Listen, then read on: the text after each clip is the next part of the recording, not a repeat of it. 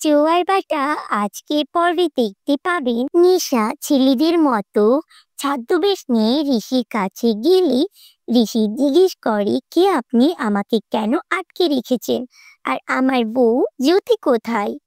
তখন নিশা খুব রেগে যায় আর বলে চুপ করে থাক একদম, না হলে তোকে এক্ষুনি গুলি করে দেব।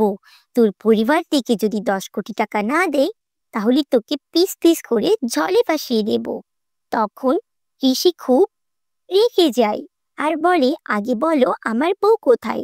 তখন নিশা বলে তোমার বউকে আমরা বন্দি করে রেখেছি, যদি সত্যি সত্যি তোমাদের পরিবার টাকা দিতে না চাই তোমাদের দুজনকে মেরে দেব।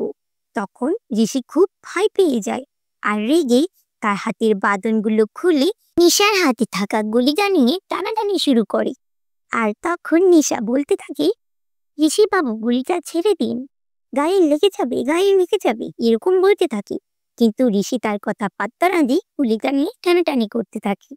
এক পর্যায়ে গুলিটা ঋষির দিকে তাক করা অবস্থায় ঋষির বুকে গুলিটা চলে যায়। তো বন্ধুরা, আজকের এপিসোডটা কেমন লাগলো জানাতে ভুলবেন না আর আমাদের চ্যানেলটিকে অবশ্যই সাবস্ক্রাইব করে দিন।